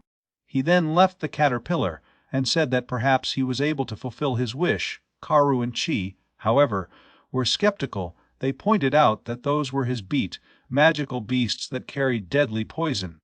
Chief assured them that until they provoked the caterpillars, they would be fine and that he could handle it. Then the caterpillar reached out to take Tenno's hand. What shocked the chief and the others, the chief asked what the caterpillar was doing. Tenno, a little scared, said he really scared him, but he thought for a moment that the caterpillar was attracting him. It was different than he imagined, but it seemed durable and usable. He gave it to the chief. The chief mentioned that for a moment he was prepared to burn to death the Tenno barrier. Karu and Chi were confused, expressing that there was no help now. Tenno then asked the chief how many larvae they could bring with them. They put one in Karu and one in Chai, and when they were coming back, the boss said the caterpillars wouldn't spit poison, explained clearly so they could trust him. Tenno apologized to the wolves for it. When they met Ko was surprised to see Chai gathering the insects again. Tenno, in response, embraced Ko warmly, receiving him. As she was about to say something to Ko interrupted, saying that he was just joking. As always, Chi had such a lovely reaction. Tenno entered the house, thinking that he had discovered something while working in the bathroom and refrigerator. It seemed that some magic could be incorporated into the rocks, giving them a persistent effect. He also had a strategy to avoid soiling the floor using automatic cleaning. He decided to turn the second floor, which he wasn't using, for the breeding rooms and install a ventilation window too. He then put some leaves and food, which was needed, and put the caterpillars in them, saying that now he just needed someone in charge of taking care of them, as he couldn't do it alone. When he made the stone dolls and told them they would take care of the caterpillars, the caterpillars were scared. Tenno was surprised, because the dolls were so cute. And yet the caterpillars were scared of them, so the work thread seemed to be going well, and Tenno began to think about what would be a good way to make fabric. He took off his shirt to give to the dolls for examination. They started discussing something, and Tenno wondered if they had found a solution. It seemed they weren't going to make a bed immediately. One of the dolls took him to show the bed, and he was so excited, mentioning that he was even better than he had imagined. He said it was amazing that in just half a day they had succeeded, and now he was closer to having a civilized lifestyle. He was looking forward to the night. At night, everyone slept by the bed. Tenno lay in it, thinking he was beginning to understand the value of a bed now. The work of the stone dolls was surprising. The next day, he was surprised, wondering if it had really been a stone wall the day before, now had completely transformed. Even with stylish furniture that he had seen online before, the food was served to him, and everything was prepared, chopsticks, water, and everything. When he began to eat, he marveled at the consideration that everything seemed, noting that the meal and water were twice as good as usual. He noticed there were only 8 dolls, with the other 2 in the caterpillar room. He wore the new light green shirt, paired with black pants. The smooth fabric looked exactly silky. He mentioned, half cheerfully, not to tell anyone that, depending on what they ate, the color of his costume changed. Finally, he was relieved to have many orb-shaped underwear, even if it was a little embarrassing when they inspected them. He saw a sewing machine, one that remembered watching on TV a long time ago, and wondered if they had done it themselves. It was really impressive. He thought to himself it was time for a change of pace. He decided to go to the woods with Ko, Cheyenne and Heyo, feeling that the search would be fruitful that same day. Already, he was beginning to crave some spice. Tenno had only 1 stone left, and hoped there would be more rock salt or something nearby. He wanted to know if the world had any oceans. As they advanced, they discovered another cave. Tenno noted that, although he had not been in this area before, it was better that a big roll was relatively close to his home. He noticed a mild decline inside and felt uncomfortable, feeling the presence of a curse or something. He lit a little flame and instructed the wolves to stand guard. "Let's go inside," he said. They ventured deeper into the cave, to find a wild path that led further down. As they moved, they heard sounds from within, and as they advanced, they reached a large open area. That's when they came face to face with a colony of massive ants. Tenno was shocked, but Ko immediately loaded forward, eager for battle. Tenno realized that it was not time to stand by and watch. He activated his purification ability. It had no effect, so he tried to use a barrier, but the ants kept moving towards him, who quickly intervened, blocking the ants and throwing them away. Tenno went back to his feet, but the ants kept getting closer. He felt a sinister sensation of black patterns in ant bodies, which filled him with discomfort. They were still inside the barrier, surrounded by ants, and the creatures seemed to be fighting to cross, though the barrier was holding. Tenno didn't know what to do. The purification technique wasn't working, and he got confused about his next step. Did you think of the black patterns in the bodies of the ants, and remember the first time you met the wolves, when you noticed a similar black mist around you? Could it be that their bodies had been completely taken by a curse? If so, Perhaps an exorcism will help. The ants continued to attack from above, but the barrier still protected him. Tenno murmured that he was not good. As he struggled to form a clear image in his mind, he wondered if it was possible that there were two different beings in a body, like someone being possessed. He imagined a state where the real selves of the ants were connected and unable to free themselves. Then he understood what was happening and declared that the curse linking his spirits would be broken by him. With determination, he used his power to release the call, releasing all the ants. The scene reminded him of a dark chapter of the past, when the forest had been consumed by black magic, the rivers had disappeared, and the fruits had become poisonous. The king of the forest, who once ruled and protected, had disappeared when the forest curse was lifted. No one had been able to reach the human world. Shocked by the sudden appearance of the new monsters, Tenno saw how the forest had been swallowed up by darkness once again, the sight of the dark ants as dark magic wrapped around his body. He wondered if, in time, he would be reduced to nothing but another creature that would harm the forest. But no, he could not allow it. As one of the kings of the forest, he refused to let such fate happen to him. He summoned the dragon from the water of the forest, who ruled all the worlds, seeking his help. The scene returned to the present, where Tenno put his hand on an ant's head, reassuring everything. The surface seemed soft and cold to the touch, but then the ant suddenly moved, and Tenno wondered what was going on. Ko called the ant, asking if he was in Furumi, noting that his presence seemed so different that Ko didn't even recognize him. The ant, however, recognized Ko as King Fenrir. The ants released them, and Tenno thanked them before following them. He thought about what Ko had said, that everything was fine, and noticed that they were already following the ants 30 minutes ago. He wondered if it was really okay, though.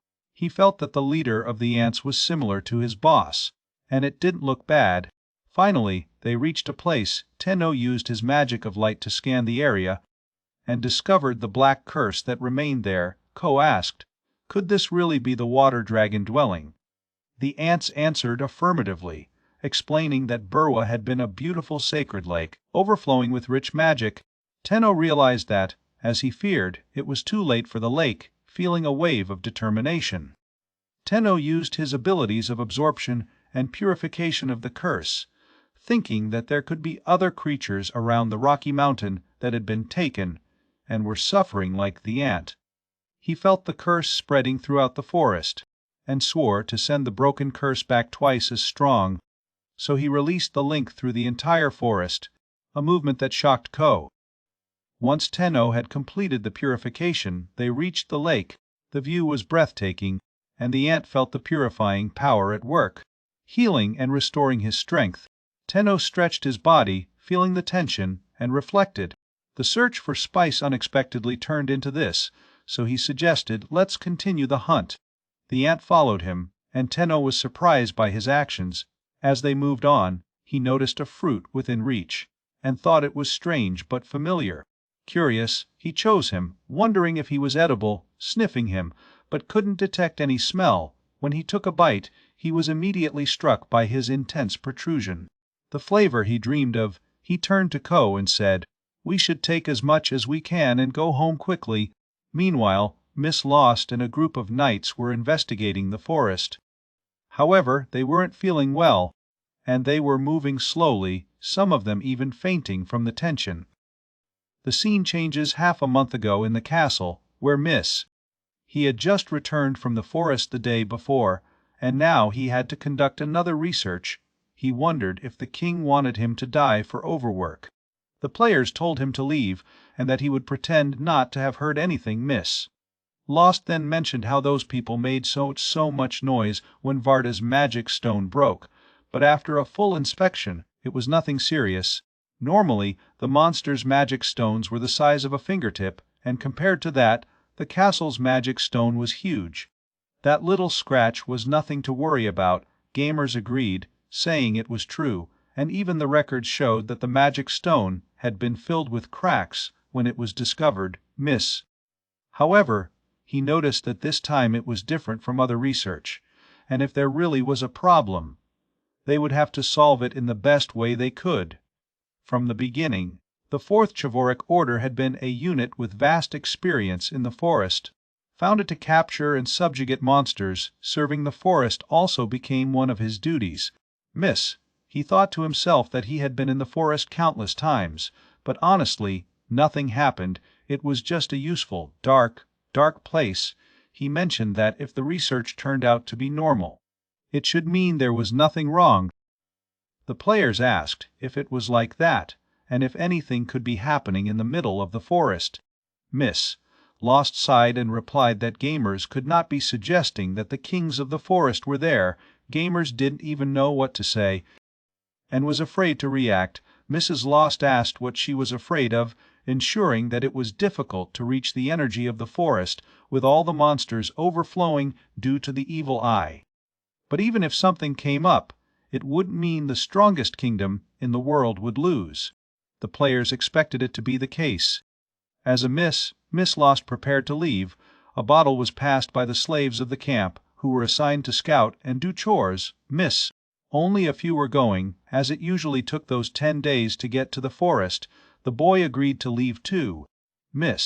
Lost was curious about why gamers seemed so concerned. A man then asked if something had happened to the commander of the First Order. Among the gentlemanly orders, gamers was the only one who barely used slaves.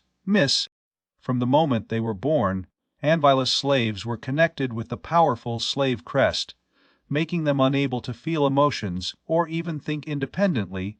They could not speak without receiving an order. Nanga had much worse, but even if it was easier not to think of them, Lost didn't see them as anything but slaves. The man agreed, adding that although he felt the same way, he felt that the treatment of the fifth commander was a bit cruel. Mrs. Lost added that no matter how they approached, sacrificing so many people to the magic stone was unacceptable. However, he stopped, suggesting that they forget. The man said he didn't hate that part of Mrs. Lost asked if the man was making fun of him. The scene changed to Gamers, who was writing a letter. Reflecting on what Miss Lost said earlier, the players did not believe that and even if they claimed that the Fourth Order of Cavalry was familiar with the forest, at best, they had only covered less than 10% of it. The forest has taken half the world, and no one has ever reached its center for hundreds of years since the magic was cast, and to this day there have been reports of retaliation of the kings of the forest. However, beyond the strong barrier of the forest, people said that no power capable of affecting the magic stone existed. Moreover, since the discovery of the stone, it should have been strengthened by the countless sacrifices offered to it.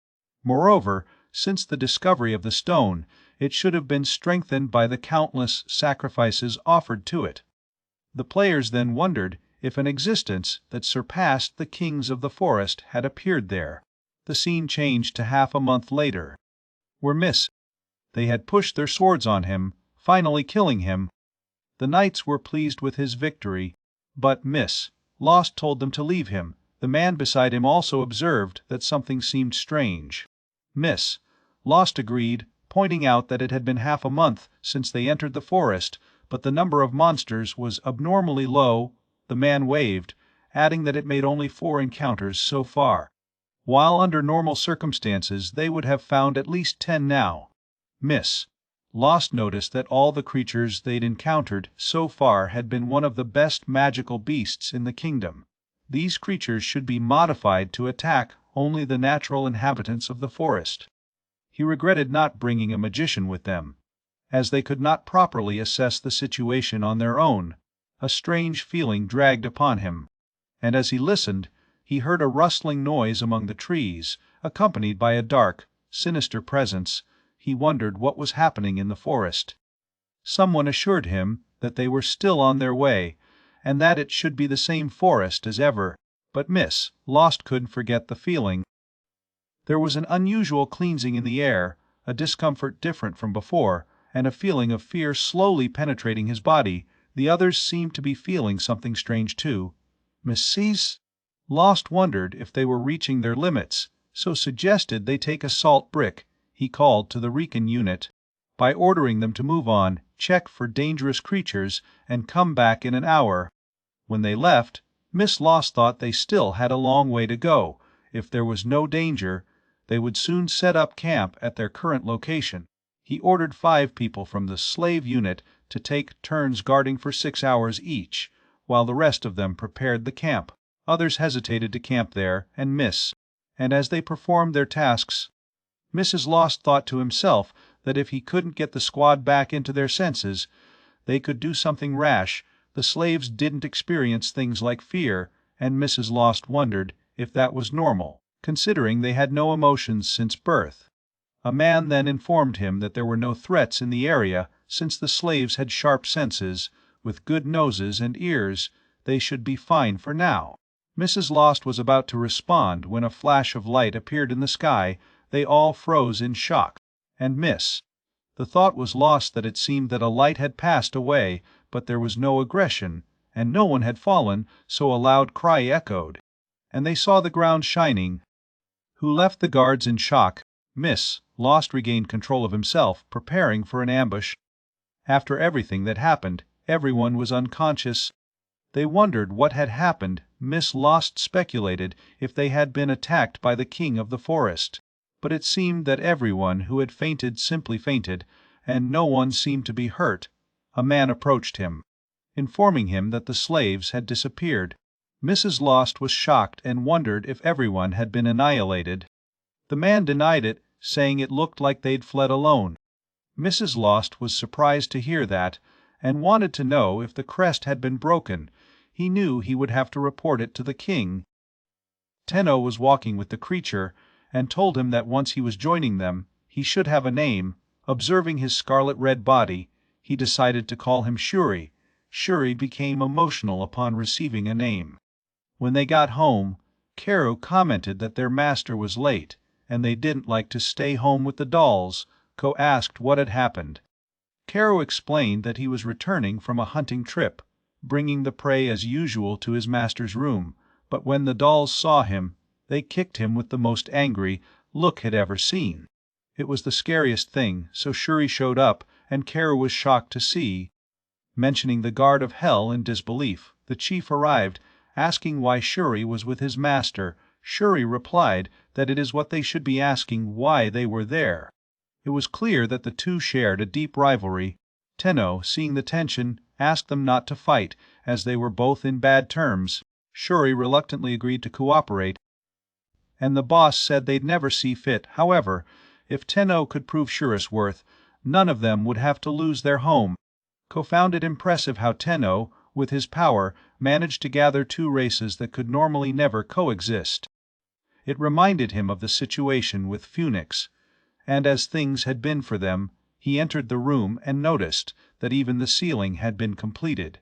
The dolls called him, and he realized that they had already used all the boards and square wood. He also remembered that he had something important to do the next day. After picking fruit, he reflected that much had happened, but now it was time to make the salt he always wanted to create. He wasn't sure if it would work, so he decided to use about 5 fruits this time and leave the rest in storage. In the past, he had tried to throw vegetables into storage, trying something vague like a time suspension spell. Looking at the fruits now, he thought it had ended very well. First, they covered the silver ore bowl with a thin cloth, and with all their strength, they squeezed the juice. He reminded them to boil carefully to avoid burning. There was still some liquid, so he coursed again. After 2 hours of hard work, he finally managed to make some salt. He ran away, declaring that something so special deserved his own special vessel.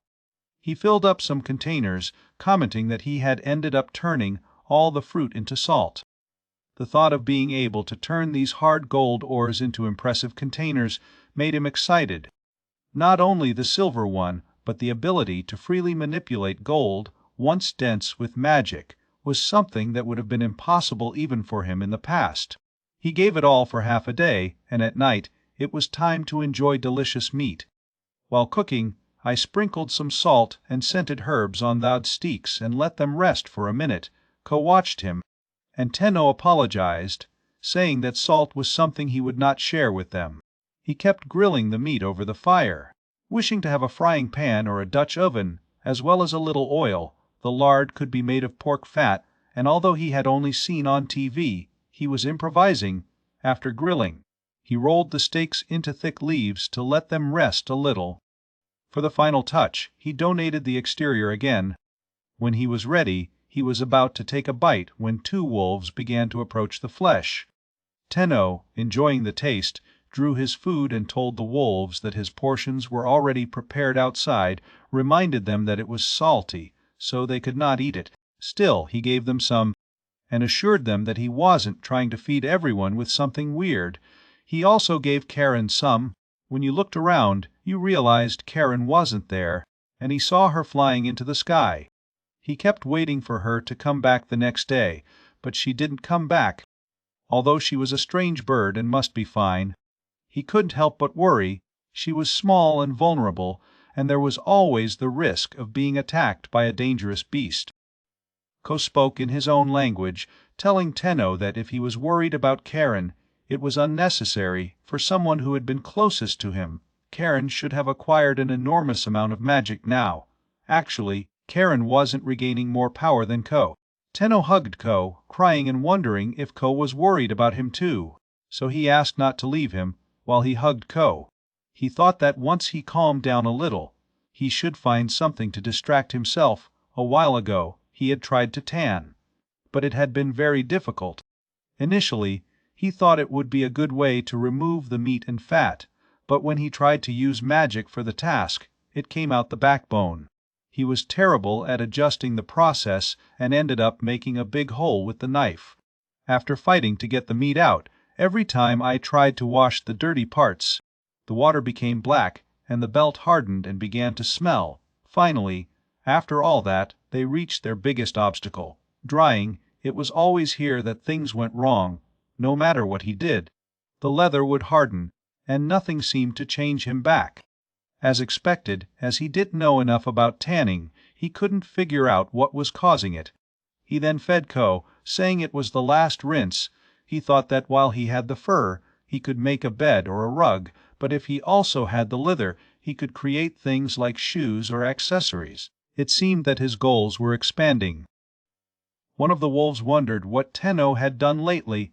Ko replied that it did not seem to be related to eating, while the wolves returned with the prey. Tenno greeted them, telling them to wait a moment. Compared to before, everyone was eating much more, and there was much to do. The chief also brought his prey, showing that he had gone hunting too. Tenno understood that since Shuri arrived, the boss seemed to be growing competitive, and he wondered how great the animals of this world could grow. Even the size of Ko was comparable to a small car. So Tenno mentioned that once they had made the salt, they should also try to make ham. After a while, he realized that he had accidentally left his skin soaked since the day before. When he checked, the water had turned into a muddy brown. He pulled the hair out, wondering if it could still be good if it dried up in the air. After a while, he noticed that the skin was getting softer than usual.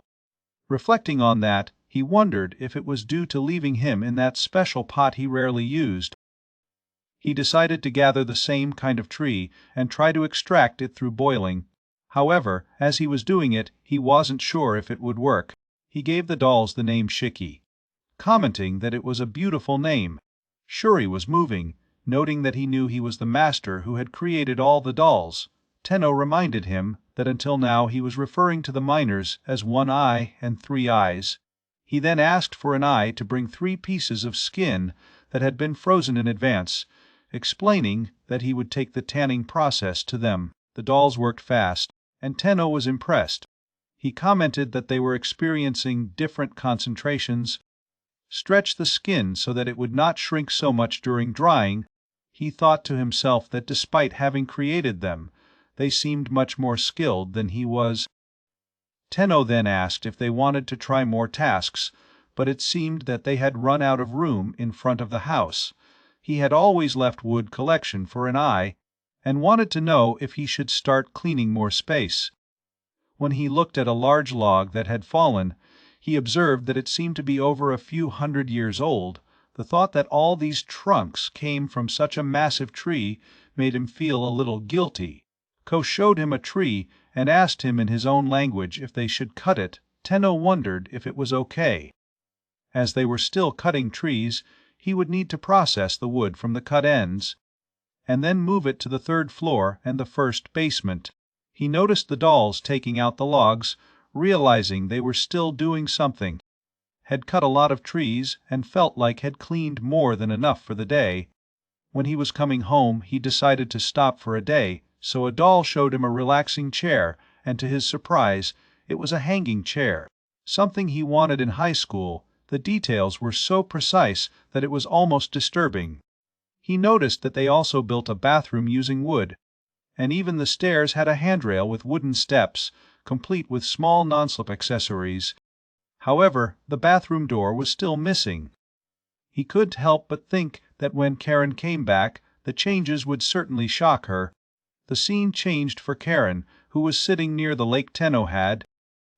The next day, Tenno realized he needed to decide what to do with the stump field, but to his surprise, all the stones disappeared. He noticed that the ants were busy taking the remaining pieces of useless logs to their den. He walked towards the lair, waving with approval while observing his work, thinking to himself that it was exactly as expected of them. Shuri came out of the den to greet him, and added that the lair was now much more comfortable than the lair of Eden Asen. Tenno understood that Shuri was inviting him, but he politely refused, apologizing for not being able to enter. As he looked around, he saw that the ants were digging on the ground, removing the stumps, and plow the field with remarkable efficiency. Inspired, Tenno decided that he could create a suitable field here. It would save him the trouble of constantly searching for vegetables. The land was small enough to support it, and he thought it would be manageable. Tenno wondered if the potatoes would grow well on the ground. He asked Shuri if she knew of any vegetables that could thrive there, grow on the ground, and be eaten. After Shuri left, Tenno told Shiki that if they were to grow the field, they would need to make their own organic fertilizer. He explained that his old man used to take him to the fields, so he knew how to do it. He enlisted Shika's help to start preparing the farm. He explained that he would mount a corner of the field under the shadow of a tree, dig a hole, and then erect a wooden frame. He planned to alternate between burying leftovers of food, dead leaves, and dead grass. After that, he sprinkled a little water to speed up the fermentation process. Once it spread the water, all that was left to do was wait. When he thought about it, he decided to open a container full of compound. The moment he did, a swarm of insects appeared instantly, which caught him by surprise. He wondered how it happened. He then tried to speed up the process, hoping to turn the place into a magical storage space for vegetables to help with that. He made sure that water vapor was born from the ground, producing an aromatic smell. After digging the ground again and mixing it, it even increased the mixture. Meanwhile, the wolves were chasing a boar, and Ko managed to bite him, kill him. He mentioned it's been a while since he had enjoyed such a good hunt. Only then, Ko noticed something flying in the sky and wondered what it was. He told Shiki that the current configuration should be good enough for now. The temperature was hot, and they could leave it as it was for now. Suddenly, a giant bird appeared before him. He wondered if it was Karen. As Karen approached him, Tenno said to wait. Suddenly Karen began to cry. Tenno was surprised and quickly explained that it was not what Karen thought. However, he was also happy, realizing that Karen was not only safe, but had become even more beautiful. Ko, who came to investigate, recognized it was Karen. Karen, in her own language, asked for help with a beast, explaining that her powers were not enough to deal with it. Tenno saw the creature, who looked like a softball with wings, and felt a curse on her. He used purification magic on the beast. As the curse dissipated, Ko asked if it was the water dragon. Karen replied, saying that the forest would certainly be revitalized now. Ko reminded them that among kings, a divine beast race presided over the 5 elements that make up the forest, the dragons. For many years, they protected the forest from human invasion, but suddenly they disappeared without a trace. If the water dragon were still alive, it meant that the water in the forest would have remained pure. Karen agreed. believing the same. The return of dragon power would surely rejuvenate the forest. Karen then told Ko that he intended to seek out the other dragons and bring them back to Tenno's side. Ko suggested that, considering Karen's mobility, it would be better for Karen to deal with the search. While Ko would take responsibility for Tenno's safety, Karen replied that he did not believe their master needed Ko's protection. Tenno was looking at the water dragon, marveling at his beautiful blue shoe, looked like a soft, hairy ball. And as expected from this world, he wondered if he was really alive, so he wondered why it looked so. Karen had no idea, but Ko, speaking in his tongue, confirmed that the presence within her was undeniably that of a water dragon. Tenno caressed the creature, observing how soft she was, and decided to name it Fluffy. Ko was surprised that his master named the water dragon, but Karen agreed, saying it was a good name. Tenno knew that Fluffy liked the name. Only then he heard some sounds and realized that Shan and the others had returned. He saw Cheyenne carrying a much larger prey the size of Cheyenne himself, which was surprising. Cheyenne proudly declared that he had caught a great prey. Tenno noticed Cheyenne's tail swinging rapidly and commented that he seemed more satisfied than normal, looking particularly happy at the time. Tenno thought about how, recently, he had found several creatures, first the spider's quick creature, then the bird, and now this mysterious creature. He guessed that wolves should be happy too, especially because it was another world. Lately, it seemed like his abilities were constantly improving, and he appreciated the work of the wolves. Since Karen came back, they've decided to have a banquet. Tenno began to cut the meat, noting that he was getting used to cutting the heart too, not that he wanted to eat it. When he cut, he discovered a stone next to the pre's heart and wondered if it was a sign of disease or just a lump. While he examined further, he found several of these stones. However, not all the prey had them. What made you wonder if they were always inside, or if something else was at stake? He tried to purify the stones, but he didn't notice any changes. In conclusion, they were not cursed. He decided to ignore them, and turned his attention to the objects that the dolls had made. Tenno then said Ko there was something he wanted to try to do that day. First, they prepared a silver ore tray. Then they gathered all the stones, rolled them up, organized them on the platform, and the assembly was complete. The mountain stones were easy to shape and had the special property of storing the effects of the last magic cast on them. In addition, they were resistant to heat. Who gave Tenno an idea he could use them for a barbecue, imagining the properties of coal. He heated the stones he had placed in the container made by the dolls. Then he took long sticks and stuck vegetables and meat in them to cook. So he mentioned he needed to stick the ingredients using a gold ore stick. He was used to grilling on a stove. But now he realized that the shape of the grid was also important. Looking at Karen's face, he said to wait, ensuring that the food would be ready soon, recently, until the boss started eating cooked meat, while Ko and the others continued to eat it raw. Only then did Ko approach, attracted by the smell of meat. Tenno wondered if he had finished eating what was inside and decided to give him some. He also wanted to know if Fluffy could eat meat. When he saw Fluffy eat without hesitation, he considered adding some salt and lemon juice to his own portion. How he took a bite. He thought it was delicious. Maybe he should make more kitchenware, and a good sauce to accompany the meat seemed like a great idea too. He began to think of ways to create them. As he pondered, he realized that those stones did not seem strange. Maybe he can imbue them with magic. He gave it a try, and to his astonishment, magic flowed through the stones instantly. Until now, the most practical material to conduct magic was the stones of the stone mountain, but once their stored magic was exhausted, they lost the effect. He was also worried about the bathroom not cleaning the waste properly. Looking at the stone, he wondered if it could be used for that purpose too. However, he needed to test it. It seemed that the more magical power he imbued in the stone, the greater his ability to store energy. Tenno noticed that the color of the stone had changed, now a vibrant green like a jewel. He wondered if the same thing happened to the other stones, and found that each one changed in a different color. It seemed that color change depended on the kind of monster.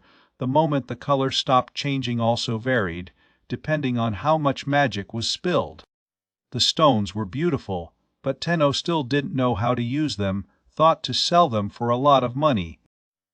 Though he lamented that there was no one around to buy them, he saw Ko looking at the stones, and Tenno wondered what was wrong. Ko deeply inhaled and released shocking fire Tenno. He wanted to know if this was magic. Tenno had thought Ko could use magic, but he didn't expect this sudden display. Ko then took a red stone. He surrounded himself with fire and launched an explosion. Tenno was stunned and confused. As Ko reached another stone, Tenno realized what was going on. He still didn't understand what Ko was trying to show him, but it seemed that Ko would continue to manifest until Tenno understood. Tenno began to suspect that the stones could amplify magical attacks. He decided to test it using the water in a glass. He concentrated on the water and noticed that the amount of water changed, with some being dragged out while others were drained into the surrounding water. Only then, Shuri arrived and Tenno received him. Looking at the situation, Tenno realized, almost without noticing, that he had obtained a very convenient item. It was only later that he would discover his true use.